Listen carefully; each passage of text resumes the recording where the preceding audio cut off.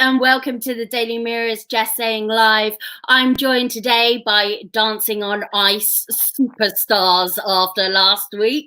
It's Stef Reid and Andy Buchanan. Welcome, guys. Hey, thanks for having us. Thank you so much for coming on here with the Daily Mirror. Really appreciate it. And first of all, anyone who joined in earlier, massive apologies for the technical problems. But on the advantage side, we now have the delightful Andy, because you're down at the studios ready for a nighttime rehearsal, aren't you?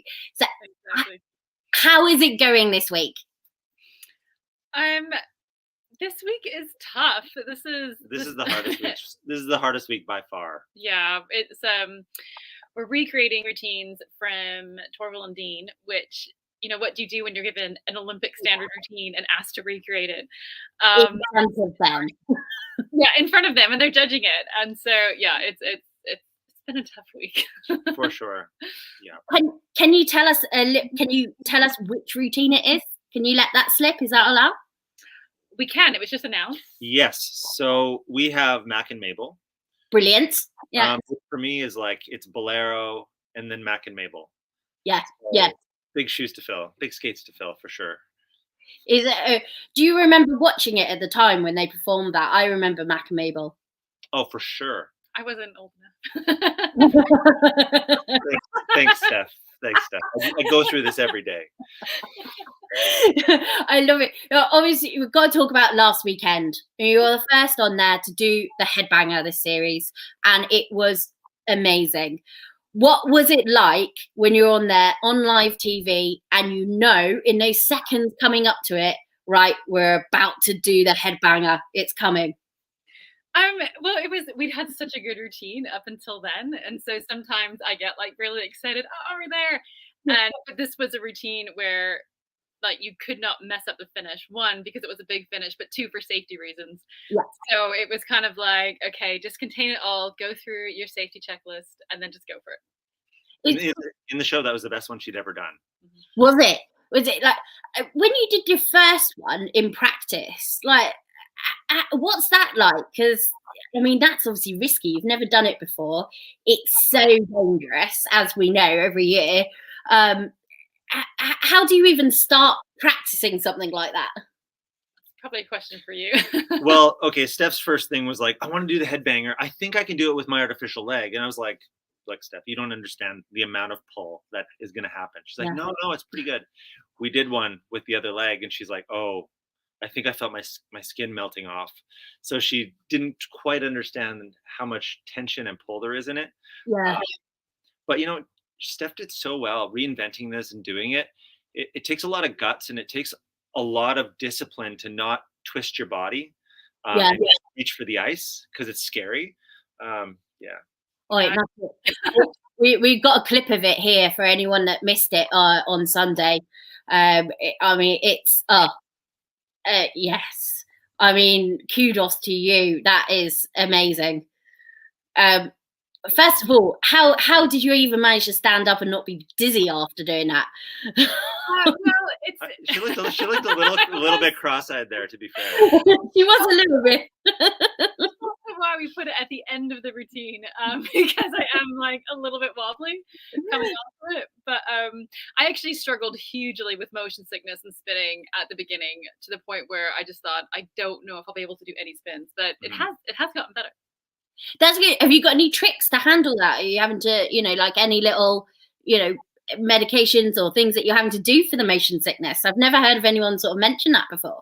I wish there was a magic pill. No, I don't have any yet, other than just repetition. And sometimes you've had a few, like, Andy's given me a few sighting cues, like just keep your eye looking here, and it's a bit better. But honestly, you just have to, I don't know, drill it in and find a way to deal with it. But she is getting better. So if anybody out there suffers with motion sickness, I'm available. Just swing them around the ice. Love it. You're there anytime, swing you around. It must take a lot of, we know you're both incredibly strong because I've seen those pictures you put up on Instagram. I was saying this to Steph earlier. I saw the pictures of both of you with your six packs. I mean, Andy's is more 12, let's be honest. So both of you there, like, looking so. I mean, the amount of training you have to do for this. You're both, athletes. Is it? How intense would you say it is? I mean, it seems to be one of the most intense sports you could do. Yeah, absolutely. I think you can speak to that. Like we're on the ice, not just doing the physical action of the sport, which is so intense. Like Steph mentioned the other day, she's in the best shape she's ever been. She's like getting so shredded. But you have to learn how to act. You have to learn the routine. You have to learn every count, and then you have to perform it for the audience. So there's so many levels. It's like constantly, every single practice, we have to be as efficient as possible to attain the goals we want. Because I want Steph to be so happy with every routine. And so far, I think so. Yeah. What do you think? Oh, no, they've been amazing. But I can say without doubt, this is the hardest thing I have ever done in my life. I mean, again, not just physically, but also mentally. And even just, I don't come from a dance background. So learning these routines and figuring out these body patterns, they're all foreign movements to me. And so just some days I'll finish and I can just feel Andy looking at me, just knowing she is absolutely fried. Like there's no more space in my brain for anything. And, we're doing this just week after week, every single week. You start from again and have to figure it out. But equally, that is exactly why I wanted to do the show. The challenge did intrigue me, and everybody has come to the show with different talents and strengths. And fortunately, I was coming in off the back of the Tokyo Paralympics, so I was quite fit and I was quite strong. And so we've just tried to use that to our advantage. I bet, yeah, exactly. That is an advantage because people have been saying, Reagan and Brendan have had dance training. Everyone's got a little something that gives them an advantage and something that gives them a disadvantage, really, haven't they? So what's the atmosphere like backstage between all you guys? Oh, that's a good question. That is a good question. We have a great cast this year. We all get along so well. And, we wish there was an open bar after the show so we could all hang out. No, it's a great cast this year. Yeah. Like, genuinely. I'm not just saying it like, oh, wow, greatest cast ever. But no, everybody's genuinely really nice. We all try to really push each other and help each other. The other pros, it's cool. I'll be like, hey, I need help with this. What do you guys think? Or somebody wants help with a lift and I'll help them with that. Because our goal is for everybody to skate their best on the night. That's great. So there is that camaraderie of like, it's not, out and out competitive back there. You want everyone to be able to put on their best show on the night. Because it's no fun beating someone who's not doing their best, isn't it? Say again, sir? It's no fun if you beat somebody and they're not being able to put on their best for any reason, is it? You want to beat them at their best. Yeah, definitely. I think for me, the best thing about the show has just been, I never would have met probably the other competitors had it not been for this. Yeah. And you're right. I think, in the show, there's room for everybody to do their best and we can all kind of, shine together. And that's what makes a great show. You don't want a show where people aren't able to perform. And that's been really nice. And even just the other day, actually, Kimberly was complimenting me on my spiral. And, she obviously is the queen of flexibility. And that just made my week. Yeah, she is definitely the queen of flexibility. Those pussycat doll moves, honestly. We've got a question here. How long would it take for an absolute beginner to become confident on the ice? If you're Andy, if you're Steph, if you're an absolute beginner, never done it before, how long does it take? That's a good question. Everybody's different. I think if you go in and you have the proper equipment and you start working with a coach, a couple months and you can really get around the ice properly and start to do some elements. But it's about making sure you have some proper coaching at first. I highly recommend that. Yeah, I'm still on the stage that I would have to have one of those plastic penguins that little kids have. So yeah, it would take me a little bit while longer, I think. In terms of the fear factor on the night, Steph, when you're ready to complete, when you're about to compete in the Paralympics compared to when you're about to go out and dancing on ice, is there one that's more terrifying than the other? Yes, dancing on ice. 100%.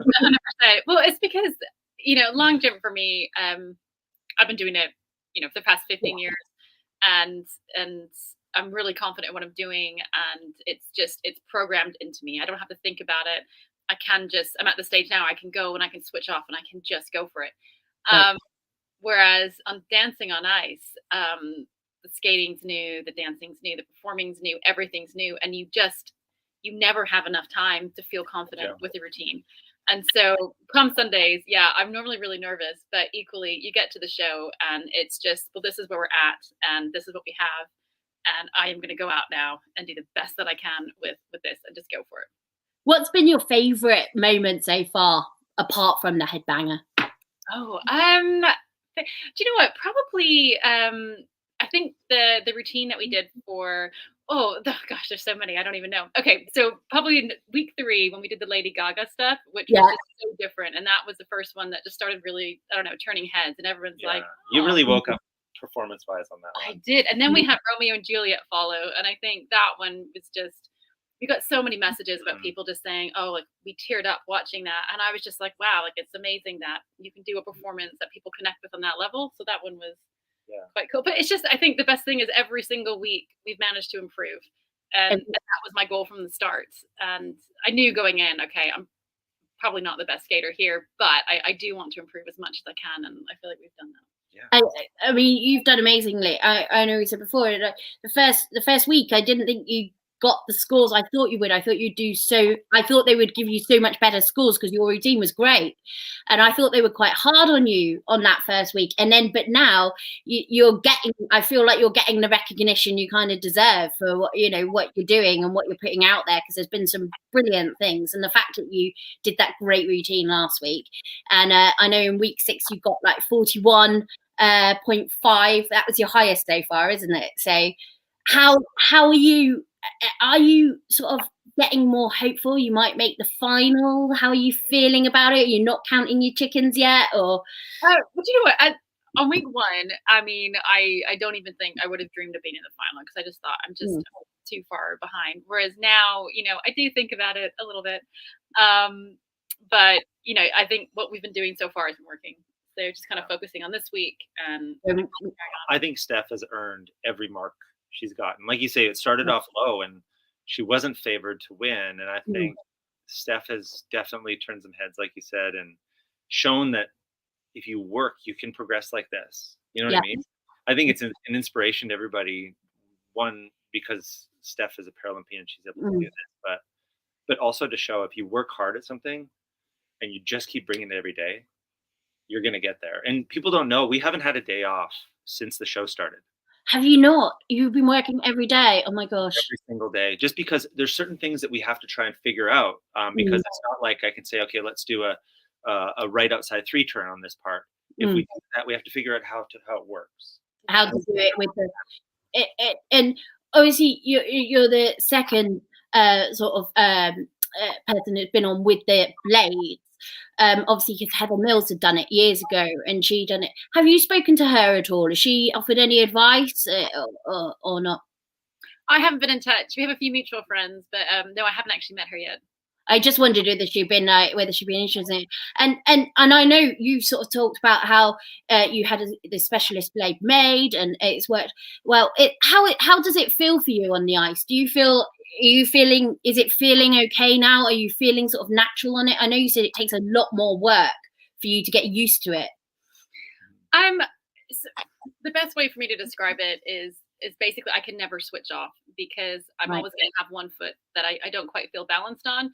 And even now, I mean, I'll go and I'll do something like a hydro blade and then I'll fall over just standing still, or like just doing something that's not that hard. And that's because like I constantly have to pay attention to my balance points. But the cool thing, I catch Andy quite a bit skating around, kind of weirdly, but he's doing it because he's trying to imagine like what a certain move would be if he Right. didn't have a foot or ankle that moved. And so we're finding ways. But I think for me, it always feels a little bit like you are trying to drive. You're skating on ice and trying to drive and steer. Yeah, because you can't. It's a different. I mean, the fact that you've got to do all that extra work. I mean, do you feel like it's a fair playing field with the others, or? Oh, that's an interesting question. When I signed up for the show, I signed up knowing that there was not going to be a special marking scheme for Stephanie, and that's what I signed up for, and that's what I wanted. But I think I remember when I first became an amputee at 15, I didn't know anything about amputation, and I remember reading this article, and it was talking about how amputees tend to use 20% more energy just to their metabolisms tend to be 20% higher because they're less efficient. And so I interpreted that two ways. And the first was, awesome, that means I can have 20% more dessert because I'm burning more energy. But the other thing that I also realized was that, okay, this will probably mean now that for the rest of your life, if you want to keep up with your peers in sports, you're going to have to work 20% harder to be average. And that wasn't ideal, but I thought, well, that's okay. At least that's a way forward. And so if that's what it takes, that's what it takes.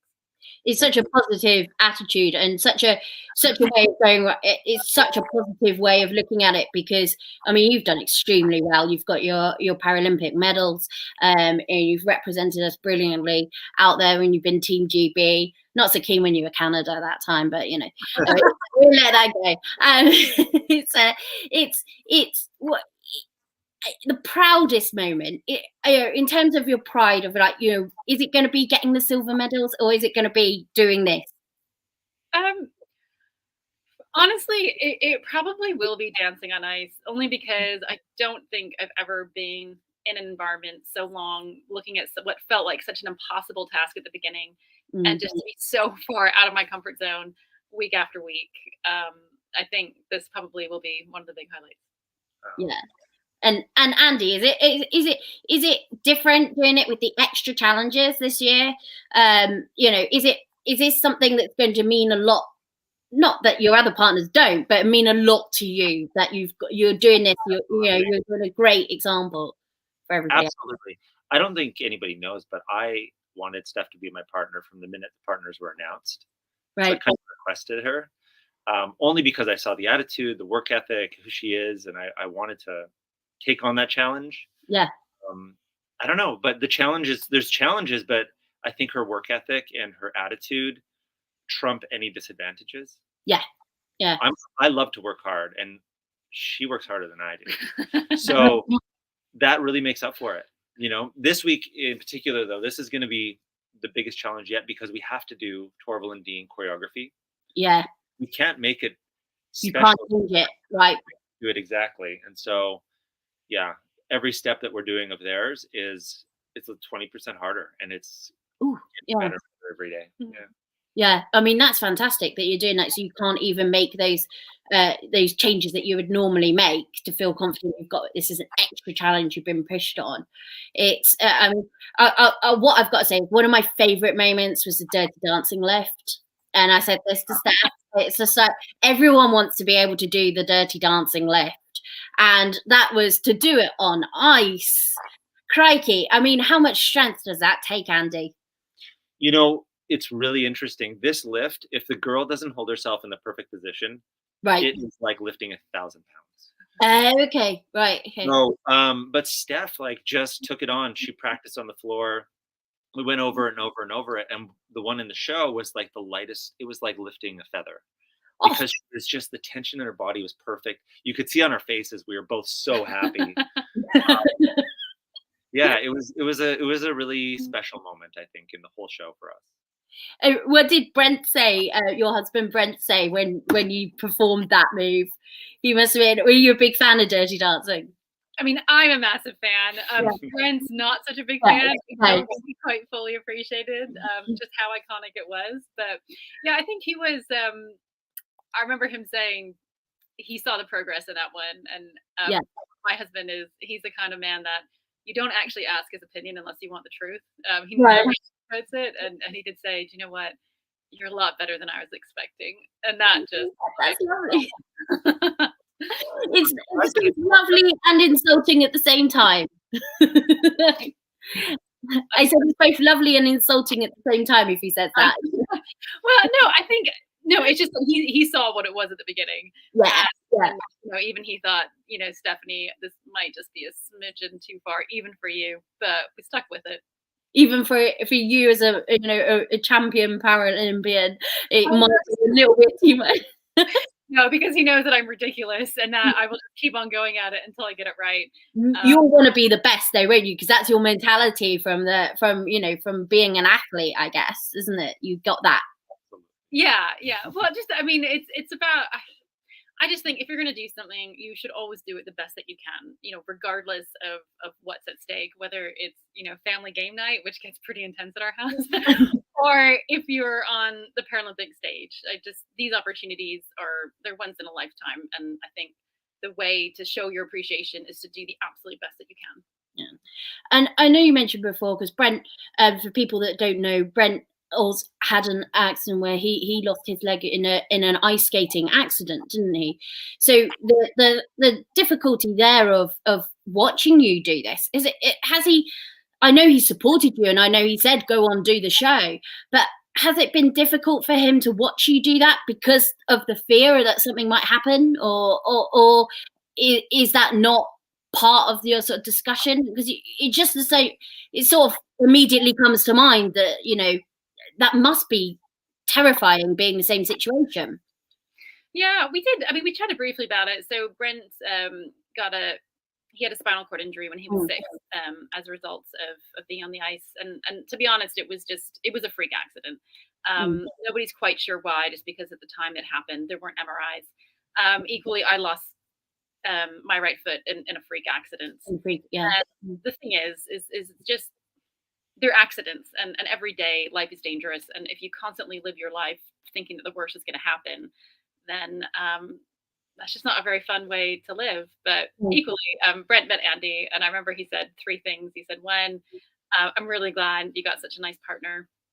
He said he's really glad Andy's so strong. And he also said he's going to start going to the gym, which I thought was quite funny. I love that. He's seen those selfies as well, has he? No. Well, no, Brent's actually unbelievably strong as well. He did take 2 months off after Tokyo. But yeah, Andy definitely inspired him. Right, I'm going to get back in the gym for Paris 2020. I love it. And there we go. That's a nice picture. So we were talking before, of course, because obviously elephant in the room with the Paralympics this week, and it's been a big part of the news with Ukraine and what's going on there. And obviously there was the U-turn where the International Olympic Committee had banned Russian and Belarusian people competing. The International Paralympic Committee had originally said that they would let them compete under a neutral flag. Obviously, it starts on Friday. And now, because so many teams said that they would boycott or not compete, they've done a U-turn and said no, they're not going to be able to compete, which is, it's such an emotional thing on many levels. For you, because obviously I know this is the Winter Paralympics, but is it quite can you sort of empathize with what the people on the teams must be going through, the GB team that decided they were going to take a stand, and also those that now can't compete? It's tough, and I think the reality is that there isn't a right or wrong decision. But I think for me, in my experience as an athlete, sport is one of the most amazing vehicles to meet people around the world and understand how different people do life differently. It definitely opened my eyes going to different cultures and just understanding that there's more than one way to live, and there's so many things to consider. And the thing is that the best thing about the Paralympic sport is that we all come together, and there is only one world. We all have to live in it. We all have to find a way to live together.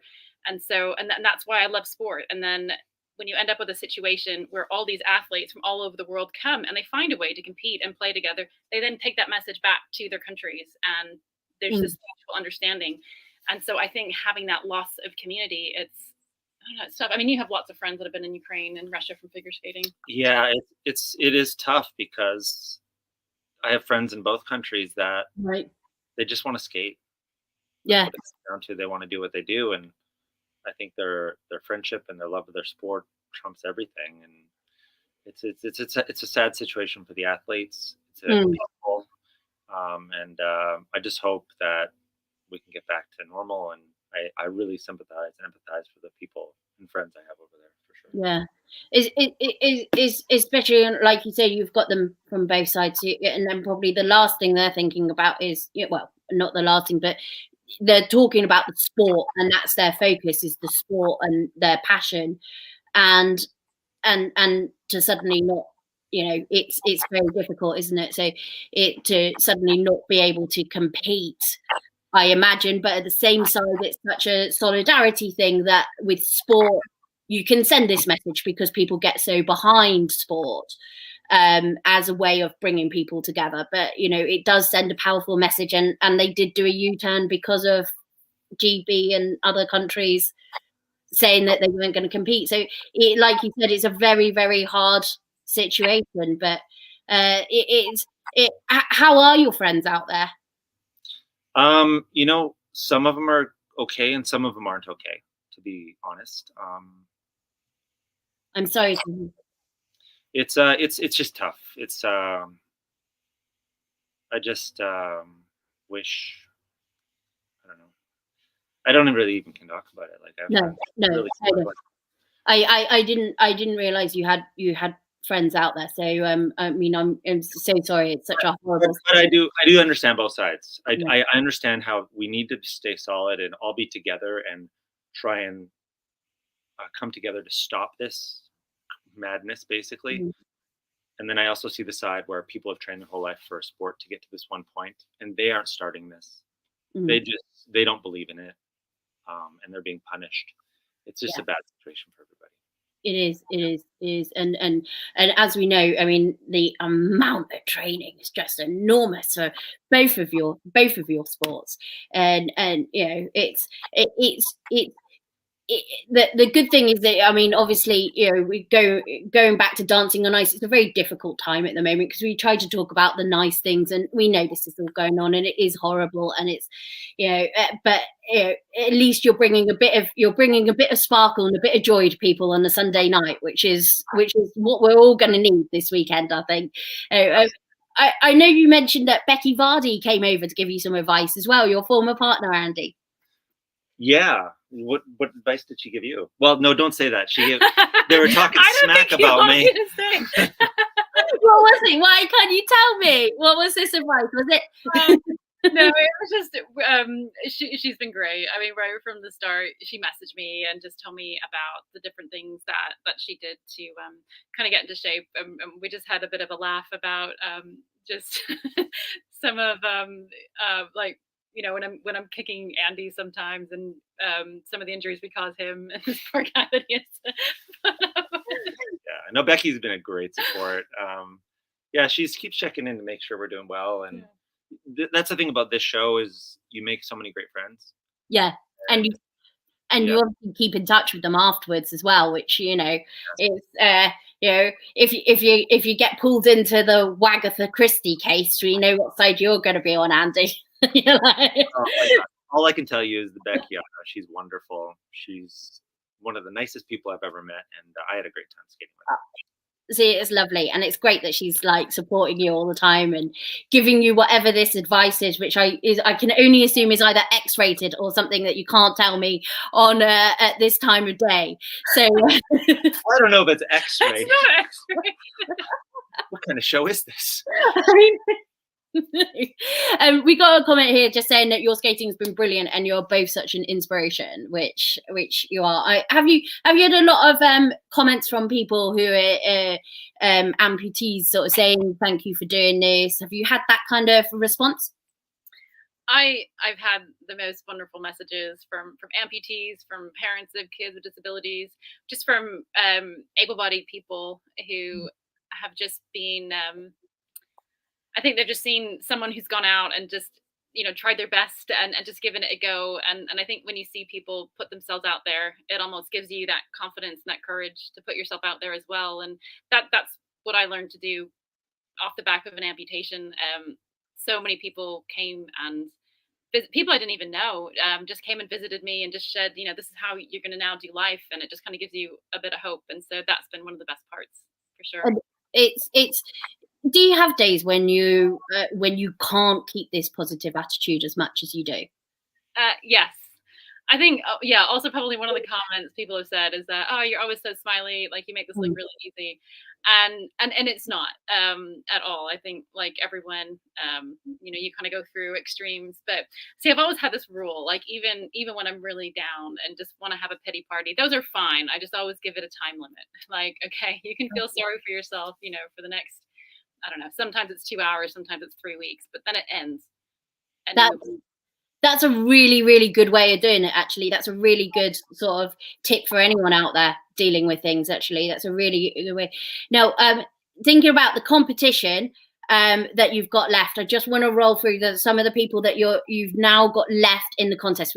You've sorted out the wheat from the chaff at the moment. A lot of them gone, including Bez, who I thought might hang on by his last things. So it's now down to really, really good skaters. So you've got Kimberly, you've got Reagan, Brendan, Connor, and Kai.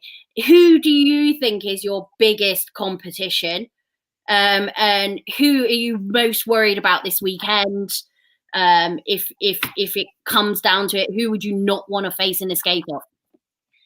I don't want to face any of them. I don't want to be in a skate off. But I mean, like, if Oh, good question. Everybody's so good in so many different ways this year. The levels, like, it's never been a higher level than this year. No. What do you think?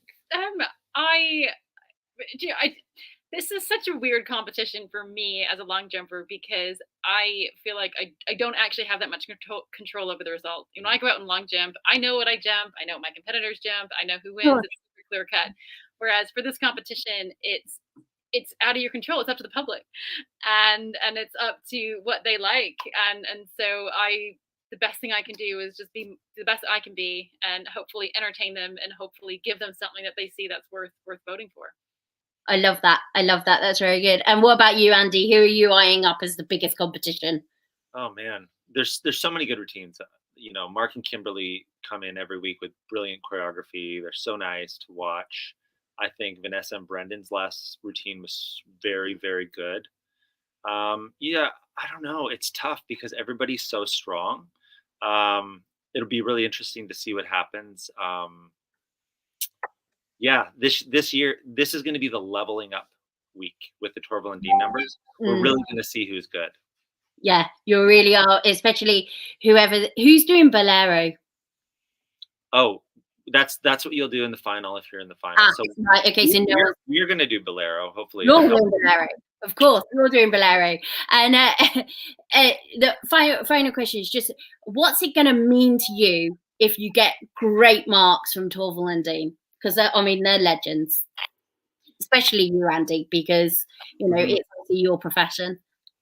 Yeah, that's just a pinch myself moment. I think they're legends. I looked up to them my whole life.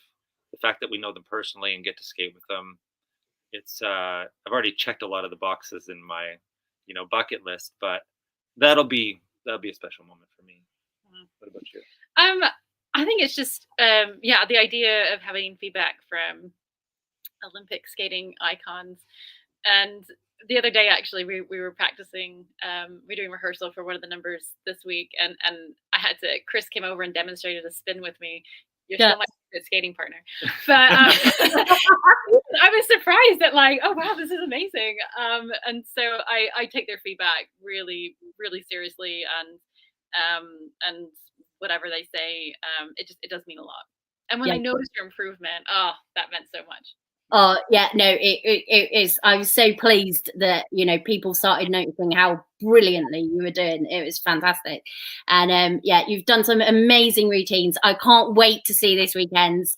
It's going to be a great show with Torval and Dean Week. So guys, I wish you all the best for Sunday.